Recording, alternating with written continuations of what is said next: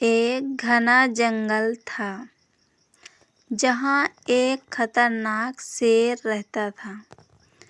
कौवा, सियार और चीता उसके सेवक के रूप में हमेशा उसके साथ रहते थे। शेर रोज शिकार करके भोजन करता और ये तीनों उस बचे हुए शिकार से अपना पेट भरते थे।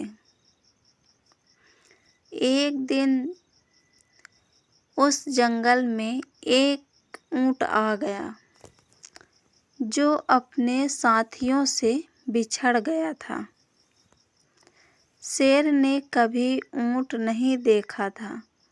कौवे ने शेर को बताया कि यह ऊंट है और यह जंगल में नहीं रहता।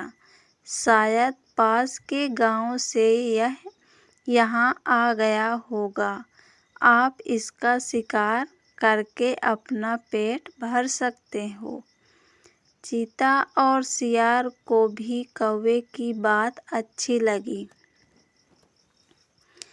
तीनों की बात सुनकर शेर ने कहा कि नहीं, यह हमारा मेहमान है, मैं इसका शिकार नहीं करूँगा। शेर ऊंट के पास गया और ऊंट ने उसे सारी बात बताई कि वो किस प्रकार अपने साथियों से बिछड़कर जंगल में आ गया। शेर को उस कमजोर ऊंट पर दया आई और उससे कहा कि आप हमारे मेहमान हैं, आप इस जंगल में ही रहेंगे। कौवा, चीता और सियार इस बात को सुनकर मन ही मन ऊंट को कोसने लगे।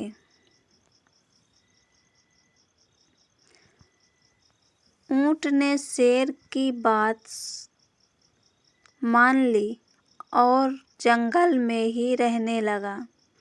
जल्दी ही जंगल की घास और हरी पत्तियां खाकर वह तंदुरुस्त हो गया।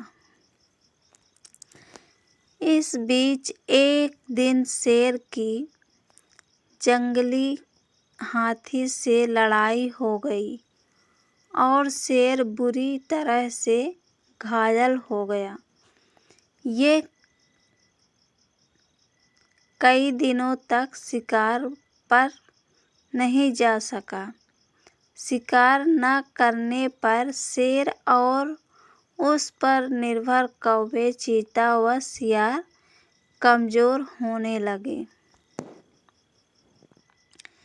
जब कई दिनों तक उन्हें कुछ भी खाने को नहीं मिला तो सियार ने शेर से कहा कि महाराज, आप बहुत कमजोर हो गए हैं और अगर आपने शिकार नहीं किया तो हालत और ज़्यादा खराब हो सकती है।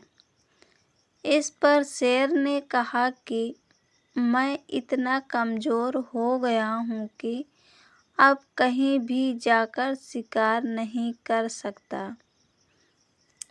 अगर तुम लोग किसी जानवर को यहाँ लेकर आओ तो उसका शिकार करके मैं अपना और तुम तीनों का पेट भर सकता हूँ।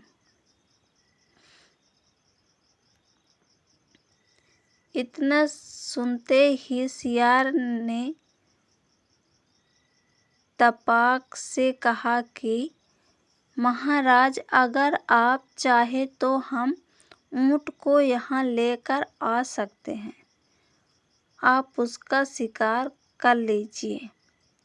शेर को यह सुनकर गुस्सा आ गया और बोला कि वह हमारा मेहमान है, उसका शिकार मैं कभी नहीं करूँगा। सियार ने पूछा कि महाराज, अगर वो स्वयं आपके सामने खुद को समर्पित कर दे तो?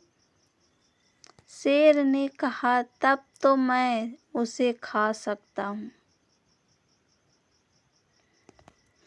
फिर सियार ने कौवे और चीते के साथ मिलकर एक योजना बनाई और ऊँट के पास जाकर बोलने लगा कि हमारे महाराज बहुत कमज़ोर हो गए हैं। उन्होंने कितने दिनों से कुछ नहीं खाया है।